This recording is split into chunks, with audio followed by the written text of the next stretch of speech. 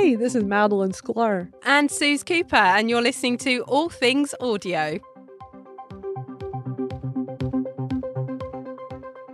We've got breaking news. As you were saying in our little, at the beginning here, breaking news. 2 things coming from Twitter Spaces. So let's just dive right in. We did report recently, I think it was just a few weeks ago, that Twitter Blue, which is the subscription service that some of us have access to, is not available everywhere yet. But if you're in the US, Canada, Australia, and New Zealand, we currently have the ability to pay a small monthly fee and get extra features. And by subscribing to Twitter Blue, they have this thing called Twitter Blue Labs. And we reported back on September 12th, Twitter Blue tweeted out and saying, listen up, podcasts are coming to Twitter. Now available in Twitter Blue Labs. Members on iOS, so this was at the time, iOS only, get early access to try the redesigned Twitter Spaces tab, where it's combining podcasts, themed audio stations, and live and recorded spaces. You and I already had access to this. It seemed like other Spaces hosts were already having access to it.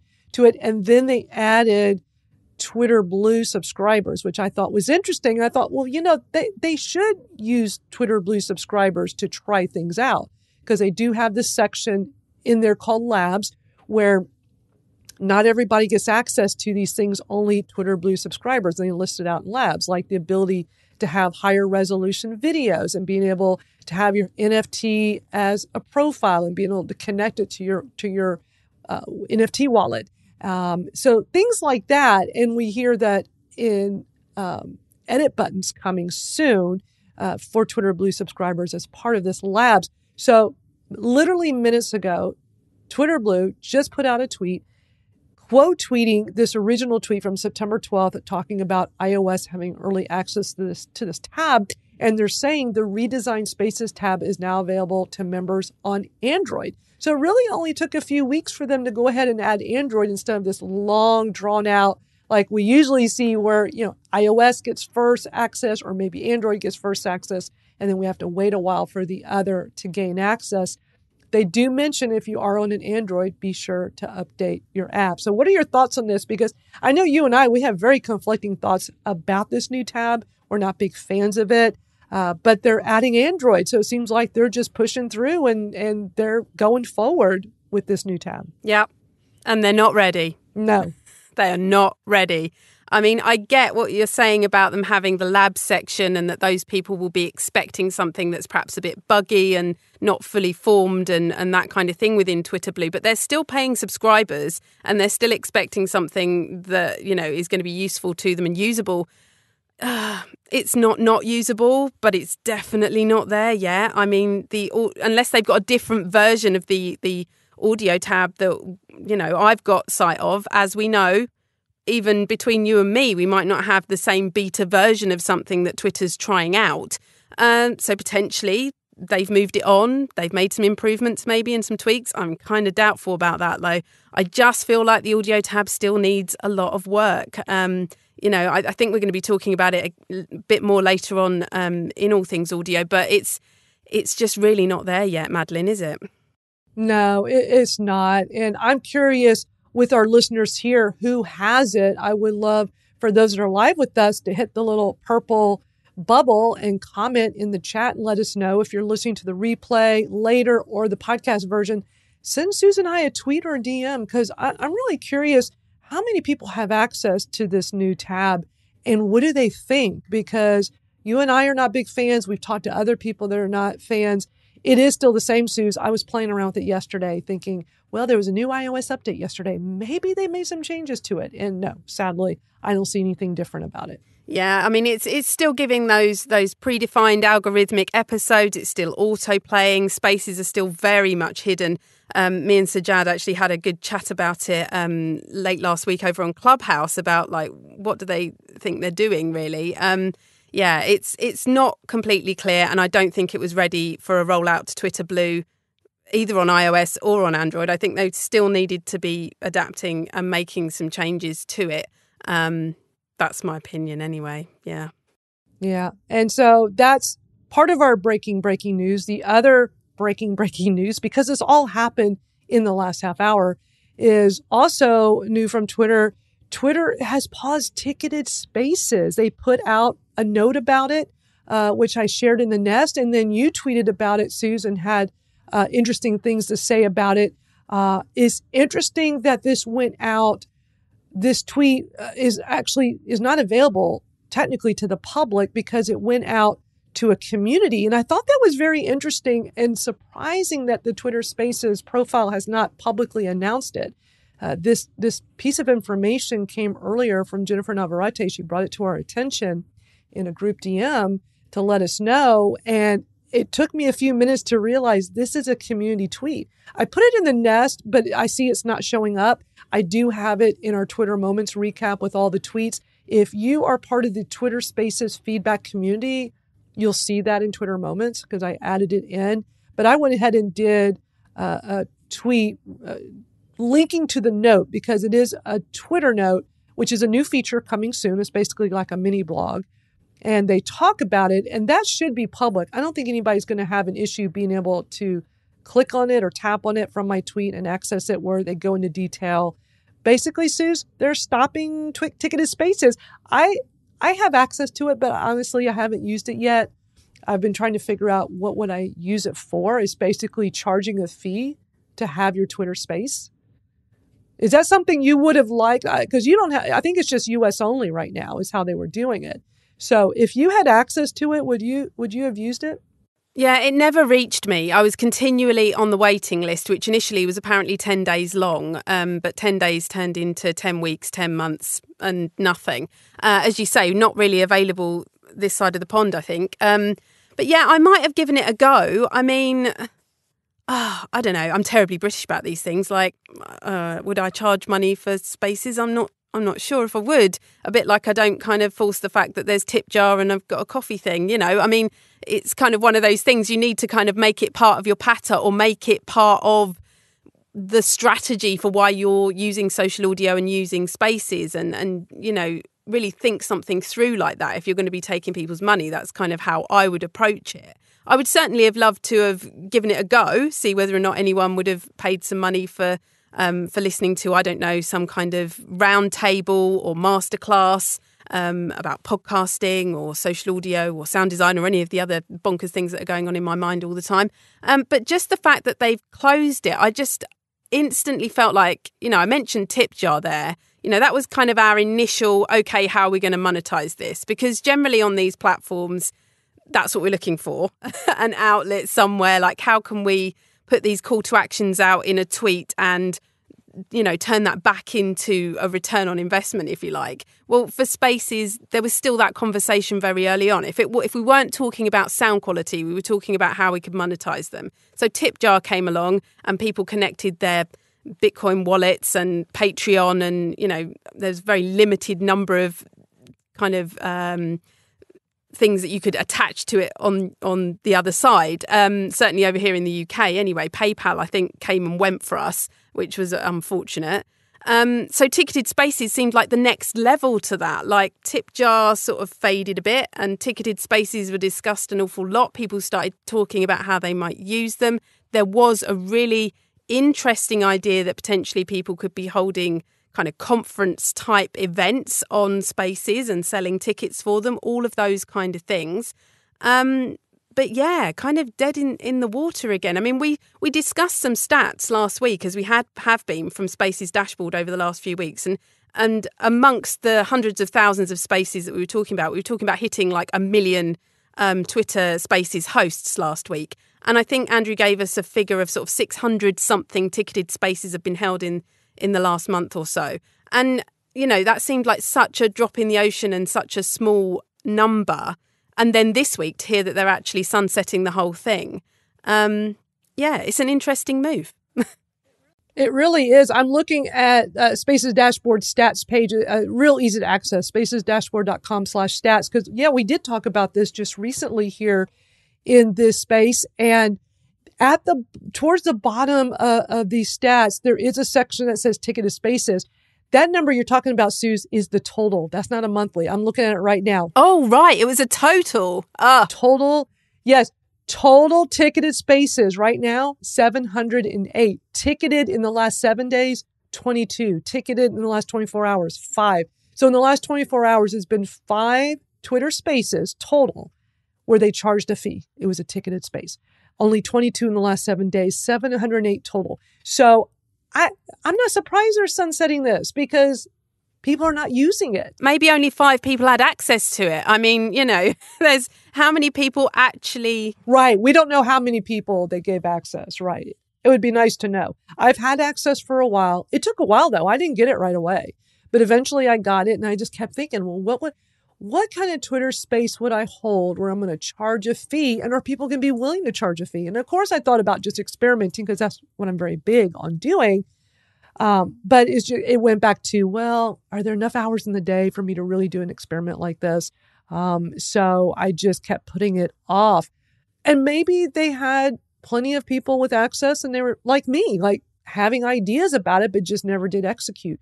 Really no way to know. I would be curious to know how many could have done a ticketed space. Like, was it out of the 708 total? Well, are there only like 500 or 1,000 Twitter users that have access to this? Or are we talking about tens of thousands? Like, we don't even know that number. Yeah, exactly. What's the ratio we're looking at here? Exactly. But when you look at the big picture, 708 total, that's a pretty low number. And I'm sure they're like, here's the thing. They're like, why are we pouring resources into this when we can be pouring resources into another aspect of spaces? Maybe the new audio tab, for instance, make it better, So maybe it's just shifting things around to really focus on what's working, which is let's focus on what's working good. What are our spaces hosts giving us for feedback? And let's, hyper focus on those things. Ticketed spaces sounds like a great idea, but not enough people are doing it. And keep in mind, it was to generate income, not only for creators, but for Twitter. Twitter did this to bring money in for themselves. Yeah, very, very true. Because they were taking a percentage, weren't they? Yes. And so their return on investment is not very high here, not a very good ROI. So, yeah. Interesting, though, that this just came out today. So you can read the note that I attached to my tweet. Plus, Suze, you had this nice commentary. I've got your tweet in the nest. You want to talk a little bit about your thoughts on all this stuff? Yeah, I guess this was a bit of a stream of consciousness off the back of that announcement, really. It just made me think about how it feels a bit like the social audio that we've got coming out of the traditional platforms, say Twitter and LinkedIn, are really kind of sitting on the fence with it right now. There seems to be some real rocky ground going on in both the Twitter camp and the LinkedIn camp in terms of the staffing. There's lots of reshuffles and lots of changes. And I feel like that the echoes of that are kind of rippling through a little bit. It feels a bit shaky and like they're not entirely sure where to focus their attention, or actually that they've got that focus anymore. Maybe I'm being unfair, I don't know, but just kind of thinking about the things that are coming and going, that the audio tab thing, the spaces tab disappearing. I don't know. It doesn't seem to have quite so much of a headstrong focus on it as it did have. So yeah, this tweet kind of came out of those thoughts, really. I've said Twitter, as I say, they seem to be just concentrating on this predefined podcast listening rather than pushing their very own audio product that they've created in Spaces. They're trying to get us to listen to odd episodes of random podcasts in a tab that some people don't even know exists, which I don't know. It seems like a rather odd strategy to me. Over on LinkedIn, apparently this is now a complete rollout and available for everybody who's got an account over there, yet there's very little mentioned about it on the actual platform, very little recognition that it's there and that you could do anything with it, no suggestions of how you might want to use it. And the silence from the product team continues to be deafening over there. I mean, I don't think I've ever spoken to anyone or heard anyone from LinkedIn actually on a social audio event over there talking about it, which I just find a little bit weird. Meanwhile, Clubhouse is really going great guns. They're bringing out some fantastic new features. I love houses. I'm a bit on the fence about the lounge, I've got to admit, but it's a work in progress. It's a new idea and they're giving it a go. I don't know. I just feel like the longer Clubhouse goes on, the longer it starts to build those communities and really strengthen those communities, that we've kind of fallen back on the traditional platforms and said, well, that's what Twitter's got going for it. You've already got your audience. You've already got your followers. The longer Clubhouse goes on and continues to improve its sound quality, add Dolby, and spatial audio, think about the different ways that people will interact communities within communities and roll that out when it's actually working and, an actual fully functional thing that you can form an opinion on because it all works the way that they want it to. It just feels like as a standalone app, maybe they've got more focus at the moment. All of that just came together literally 10 minutes before we hit the go live here this evening. So you're listening to it fully forming. I would love to hear what everyone in the space thinks. So if you've got opinions on that when we've finished recording the podcast section, then please do raise your hand and I'd love to have a chat with you about it. Yeah, I love this Twitter thread with your thoughts on it. I am basically shocked with LinkedIn. I think LinkedIn, if they really went all in on this, which it doesn't sound like they are, why would they not put more into this and have this very front and center? I had no idea this is now available to everyone. I haven't heard about it until you mentioned it in this tweet. Why are they not being more vocal? They could be a big player in the social audio space. And I think LinkedIn is a great platform for this if they do it right. So it's just very surprising to me, for sure. And I agree with you on Clubhouse. I think Clubhouse is doing everything right. It feels like Clubhouse is just doing that baby steps, always going upward, right? Just always moving forward. Whereas LinkedIn is like, we don't know what to do. We're going to put this out there, but we're not going to tell anybody. And we're going to let other people kind of run this and bring people together instead of be more like, let's start our own community and make sure our LinkedIn users know about this and let's help them. I'm just so surprised by that. And let's be honest, I mean, Clubhouse have had their reshuffles as well. We've seen pretty much, some of those key people who really were there driving it forward in that first year have left and gone off and done other things now. And we have seen a switch and a change, and perhaps we did feel a bit of a pause with Clubhouse at some time, but they're most certainly hitting the gas now. It just feels a little bit uneasy over here at the moment. But then maybe this is the impact that we were waiting for when we had all the Elon Musk conversations, Madalyn, and we were saying, we might not see much from Spaces for now. Maybe this is actually the repercussion of that. All these months down the line, it might not be that particular moment or that particular relationship happening, not happening, whatever. But maybe that's what we're experiencing and feeling now. It's just taken a while to filter through. Right. That's a really great point. I think you're absolutely right on that. And then there was a tweet that Hoseline had shared. He has a co-host on one of his weekly Twitter Spaces. Gilad. His bio now says partnership and strategy at Twitter product. I think that is his new. It must be new because it was Space. He was on the Spaces team before. Spaces and audio. He worked in audio and Spaces because he's an audio guy.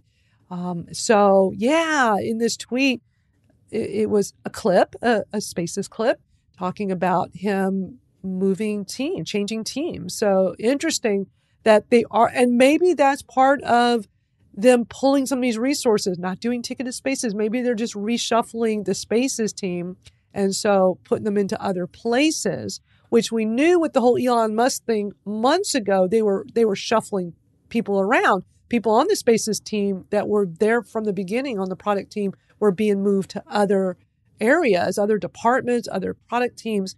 But it looks like another shuffle has taken place. Yeah, that's it. I mean, this really just underlies everything that we've already spoken about today already. I mean, it says that he's switching teams and now working on other products as well as Spaces, which makes it sound like Spaces is now a kind of being incorporated into other projects as opposed to being perhaps on its own. I don't know if it was a standalone project previously, but the way that that's put makes me think, perhaps they've sort of rounded that up and brought that team in so that they're now working across a whole load of different things.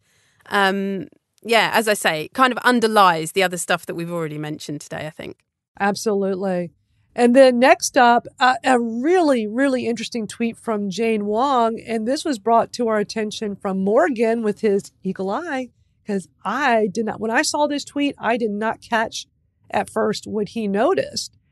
And if you look very carefully in the screenshot, Jane Wong is talking about this new shopping button that Twitter is working on. They're actually coming up with a a Twitter Shops within the app, which is very interesting. I've already been reporting on this when I'm on Social Media Examiner's talk show. They have their weekly talk show. It's a live stream, and they bring me on periodically to share the latest Twitter news. And so I've talked about this new shopping button that's being worked on.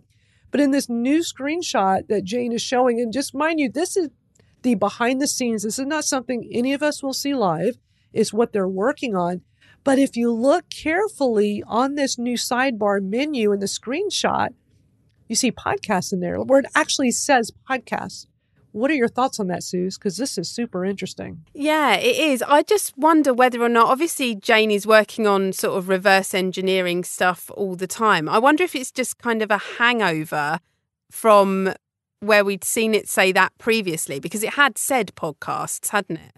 And so I wonder whether or not it's kind of not something that we'll actually see, but is just kind of left there from other tests and experiments. I mean, I personally think if they are gonna bring podcasts into Twitter, which I'm starting to think is just not a good idea, but if they are gonna do it, I think definitely, splitting podcasts and spaces into two separate tabs would be a good thing, rather than just having this audio tab, which just, I know it does what it says on the tin and it brings all the audio content into one place.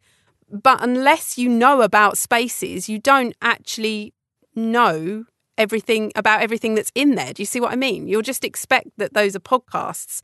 And as we've discussed before, some of those spaces, when you click on them, they're live and others aren't. And you can easily miss the live tag. So you could literally think, oh, I'm listening to this podcast episode, and you're actually there as a listener slap bang in a space live. You might not want to appear in that space. And as we know, if it's being recorded, your face and your profile and everything will appear in the replay.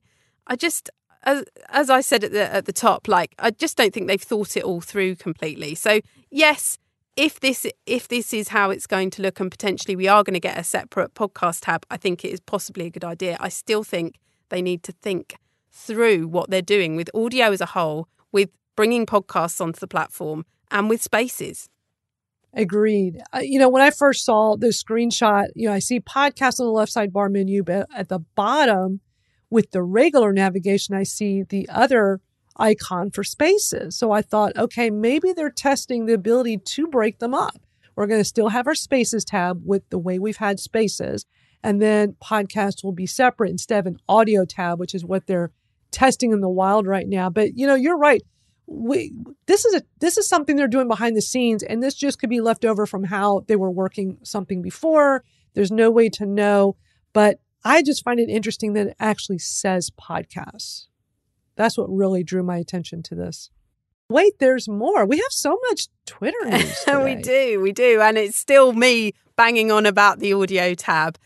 So Morgan actually brought this Ashley Carman piece to my attention. It's on Bloomberg.com. It's an article about podcast companies buying listens through auto-playing episodes. Now, the actual article is around this kind of concept that people are hitting on ads in their games, in-app ads. And what that does is in the background, it downloads a podcast. Now, for the person creating that podcast, that is another download tick in their stats and their data. And of course, podcasters, lots and lots of podcasters are after those download figures and their listener stats so that they can go after sponsorship or advertising in some way. So those stats are really, quite important that they're as accurate as they can be. Now, this is certainly a sort of perhaps backhand way of mining those downloads, making those downloads appear kind of more inflated than potentially they could be. And so what this article reminded me of is the autoplay in the Twitter audio tab, which is doing the exact same thing. It is clocking up as a listen on those episodes every time someone opens the tab. And all you have to do is open one of those stations and it's playing you something immediately. And, it only takes a minute or so before that clocks up as an official statistic for that podcast episode. Now, okay, so one or two people at the moment on beta might have it. We don't know how many people have it in beta. They've just rolled it out, as we've said, to Twitter Blue on iOS and Android. The further this goes with autoplay happening, it could have an impact on specific episodes of people's podcasts, and it's kind of inflating stats and figures for people. I just feel like the designers behind the audio tab, I'm not sure they truly understand the behaviour of podcast listeners. You've got to understand why people listen, how they listen, why they go to where they listen to listen. And I'm not sure that they're thinking about all of that on Twitter. I think they're trying to align Spaces as podcasts with podcasts. And I'm not sure they're thinking about the bigger picture in terms of who is a podcast listener. What are they doing? Are they here on Twitter? Are they looking for podcasts on Twitter? No, I don't really think they are. If they come across something, maybe they'll listen. I was saying something to someone the other day about this, how if I was able to play someone's episode like out from the timeline and they tweeted it, then that's the kind of behaviour I'd expect, as opposed to having to go to a dedicated tab where I can't search or select what podcast I want to listen to. I can't select an episode. I just get given this stuff to listen to. I don't know. There's just so much I'd like to work with them on to make it a great thing for them, and to really get them to think about whether or not this would be a great thing for them, you know? It's super interesting and also a little bit frustrating.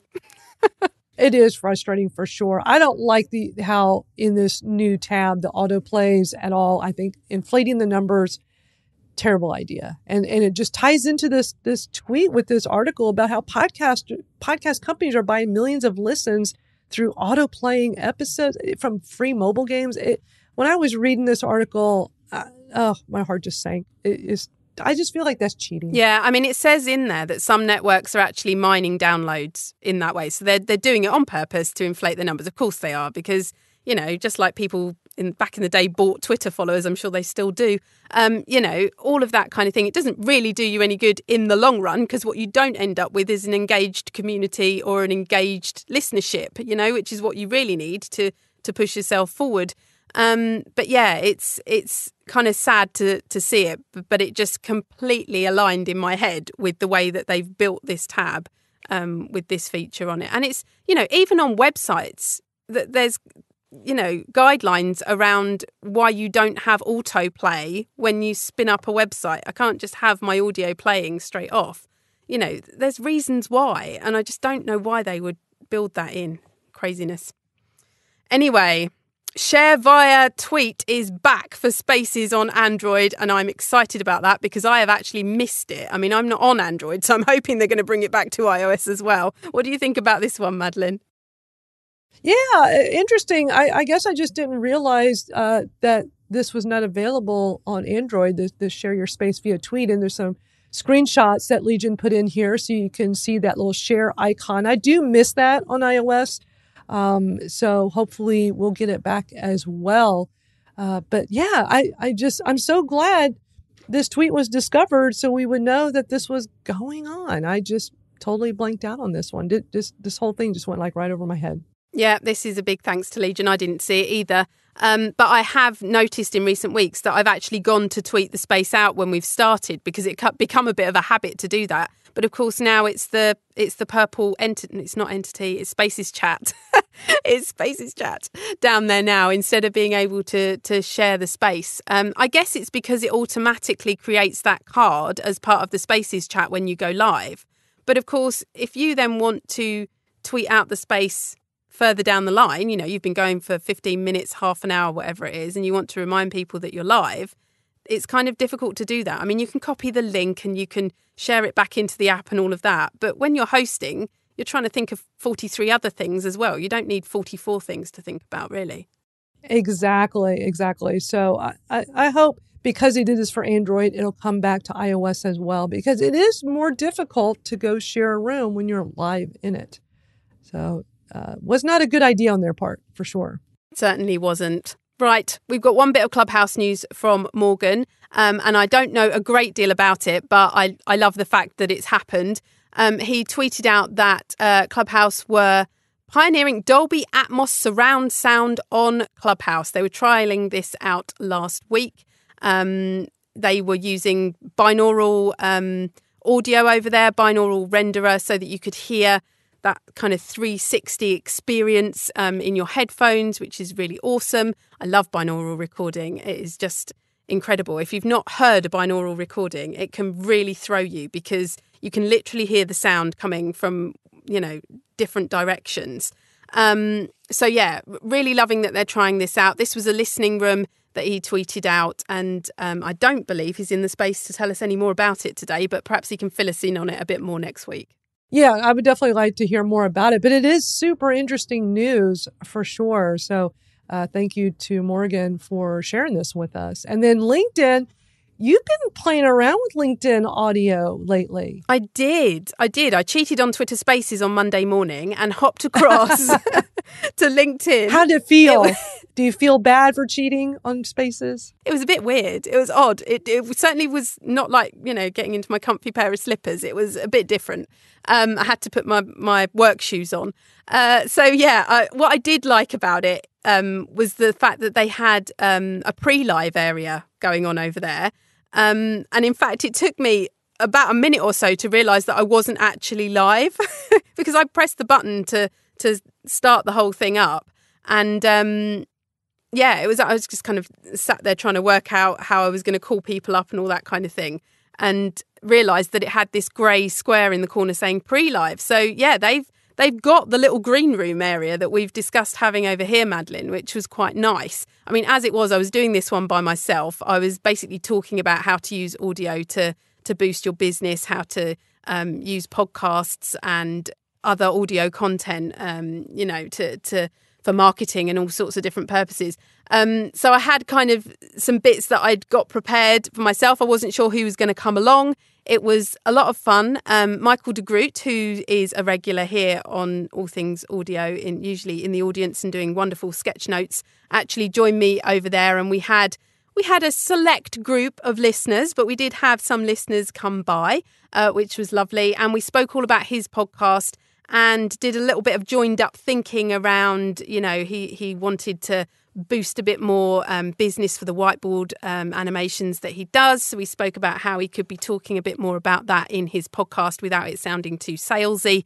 And that was all really, great. It was a great conversation and really good fun to do. In terms of actually having that social audio room live, I realised that over on LinkedIn, you've got to wait for someone to raise their hand before you can give them the mic.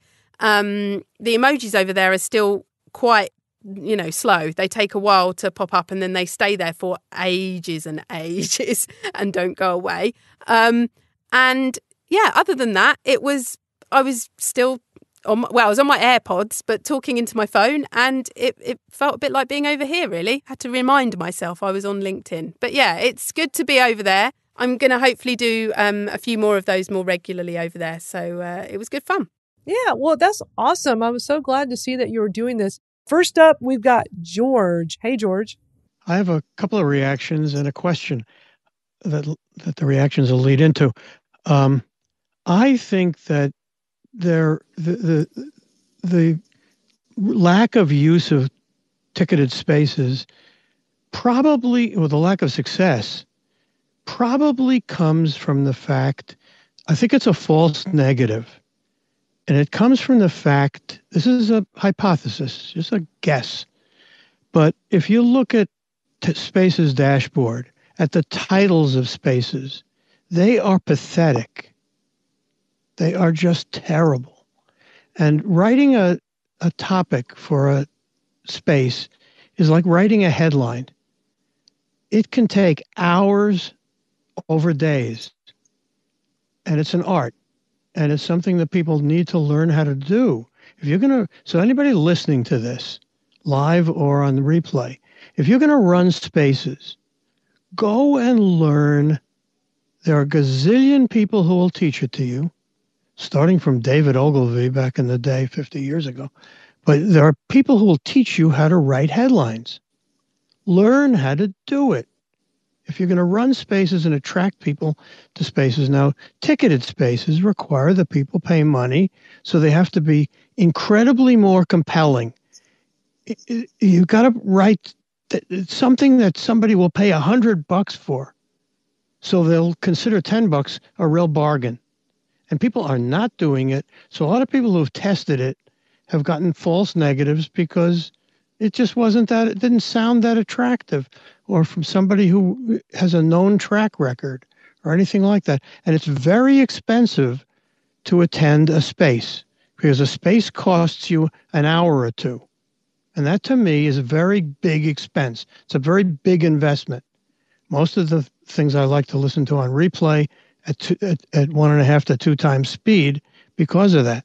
But if I'm going to participate in one, it's because somebody's promised me something, or I'm going to get something from it. And that's in the headline. So that which leads me to the question of ticketed spaces are not attractive to me because I want to get mind skills out to the maximum number of people. But what is attractive to me is super follows and spaces that are only available to my super follows. Do they have that yet? And, if so, I'm quite interested in it, not because of the money, but because of it will screen people. I want people in my mind skills coaching sessions that are familiar with mind skills, what they are, what I'm trying to accomplish, and all that. So I want to use it as more of a selection tool. Well, it's interesting that you mentioned super follows, George. I'm so glad you brought that up. So earlier in the beginning here, when we were talking about this tweet from Twitter Blue, talking about how they're stopping the ticketed spaces, there's a note attached to it. I have it in the tweet. I had added it to my tweet talking about this. I definitely recommend everybody to read this note. It's a new feature, this note. Not everybody has it yet, but it's basically like a blog inside of Twitter. And so Twitter Spaces talked about this. And one of the things they said was, how else can you monetize Twitter Spaces? And in addition to the tips feature that you can put on your profile, they said, additionally, if you have more than 10,000 followers, you can apply to be part of the Super Follows program, in which you can offer a monthly subscription for your bonus content and host exclusive Super Follows only spaces for your subscribers. So, right. And that's fairly new, being able to host spaces through that. So if you have super follows, I have the ability to do super follows too. I got that not too long ago, but I'm thinking about doing Patreon. So to me, this is just Patreon inside of Twitter. And with Patreon, you can do so much more. Whereas if you're doing super follows in Twitter, you're limited to bonus content. That's basically tweets just for your subscribers, as well as spaces just for your subscribers. So I'm not so sure that's something I want to do. I wonder if you're going to be able to do notes just for the subscribers. No, notes right now, they're only testing with some big name authors and some other well-known, like Matt Navarra has access to it. But it's mostly just big authors, and it's something they've been testing for several months. I'm hoping they're going to open that up soon, because I think this notes feature will be a game changer for a lot of people on Twitter, especially for marketers. To be able to take your articles, your blogs, and any kind of long form content and put it into your Twitter, I think could be really big. For now, the only long form content we could do is spaces and the newsletter feature that they integrated through the company called Review that they integrated. They bought several years ago, integrated it into Twitter under the Twitter business. Is what's it called? Twitter for Professionals. If you go to your navigation on desktop or mobile, you see Twitter for Professionals. Everybody now has access. You can turn that on. And one of the features is to integrate this newsletter feature. So right now we have a couple of ways of doing long form content, but this note should be coming soon. But yeah, George, to answer the question, apparently if you have super follows, you can host spaces just for your subscribers. Well, thanks. I'm going to go apply for that right away. Thanks. Absolutely. Well, thank you for joining us. Next up is Jennifer. Hey, Jennifer. Hey, I wanted to share some of that green room / area and kind of how I use it. Since LinkedIn audio does not record, I'm always going to live stream what I'm doing so that way it gets repurposed. And I did an actual LinkedIn live audio half an hour session at lunchtime today, and I multicasted that to Twitter and then back to my profile on LinkedIn. But that little pre-time, Suze, what I'm using that for is no matter where I size the window to show up on my video, because I have a little overlay, inevitably, it is not exactly centered and not exactly right once I go live. So I use that little green room time to kind of fixate it in the right so that it's centered and looks sized properly. And then I will actually go live on the audio. And then after I go live on the audio, then I will do the countdown and it's really just an intro, like, I don't know, 20 seconds or 15 seconds of a little intro video slide with some music that then automatically feeds into the screen. And then I start the show. So I've found that if I want to make sure that the content that I'm creating doesn't die on the vine, because as you said, most people don't know LinkedIn audio exists, yet the content being shared is evergreen, then why wouldn't I make sure that it's there for the longer term? And so that's kind of how I'm using that pre-time, is really to prep for the live stream, which is a screen share of what's happening during the live audio. Yeah, that's super interesting. I have to admit, I really liked the fact that I wasn't recording on Monday. As it happened, I'd sort of scheduled it all on Sunday and then completely forgotten that I was working from my co-working space on Monday, so I couldn't use the setup that I have here at home. And I literally just had my AirPods. So it was a real back to basics, organic social audio experience for me. And I had no way of recording it. And I was quite happy with that. And I found in Clubhouse, actually, that I've been quite happy to be in rooms, that aren't recorded completely. I mean, I'm such a hoarder of all kinds of things, including sounds and audio, that, capturing stuff has always been necessary for me. So it's a real step outside of my comfort zone to do this stuff and to not capture it. That said, the one thing I would like to do with it in future is potentially just record it for my own use so that I can put it into Otter, neaten it up and turn it into a blog, because it's just such a neat way of repurposing your audio content and creating other content that I can then put onto my website and that's available for everybody to see. You get the SEO benefits, all of that stuff. So I do think in future, if I can find a way of recording it, I will. But I was quite happy on Monday that it wasn't. I guess it was also my first proper experience of hosting over there. So perhaps I didn't need an audio reminder of that for the future, although it did go very well.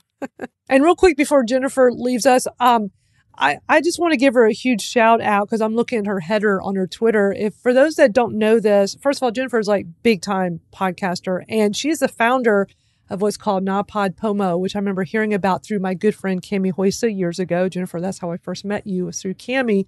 And it was all about you doing this. So during the month of November, NaPodPoMo stands for National Podcast Post Month. This is going to be your 15th year. Congratulations. Can you quickly tell everybody what that's all about?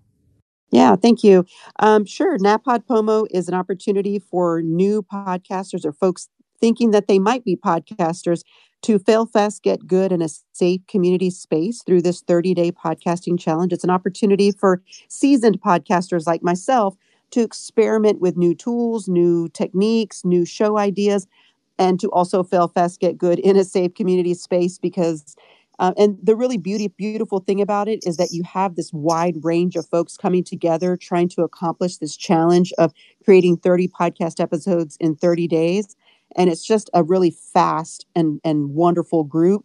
And it only happens once a year. And then once this is over, we do a celebration where we give away some prizes and giveaways together, like the Saturday right after it's over. And then we're done until next year. So as far as community and challenges go, for me, it's the sweet spot. So thank you, Madalyn. I appreciate you giving me the opportunity to share about National Podcast Post Month coming up November 1st through November 30th. Yeah, for those listening to the podcast version, just reach out to Jennifer. Her Twitter handle is podcaster. Podcaster. Reach out to her because it's really cool what she does to help other podcasters.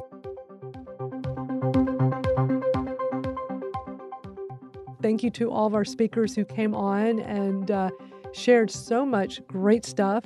And we're available in all of your favorite podcast apps. We're out there, All Things Audio. You can also go to allthingsaudiopodcast.com as well. You certainly can. And you can catch us here on Twitter and use the hashtag AllThingsAudio, and we'll pick that up throughout the week. So that's it for this week. But thank you so much to everyone that's been here in the space with us and those of you listening. And we'll catch up with you next week. Bye, everybody.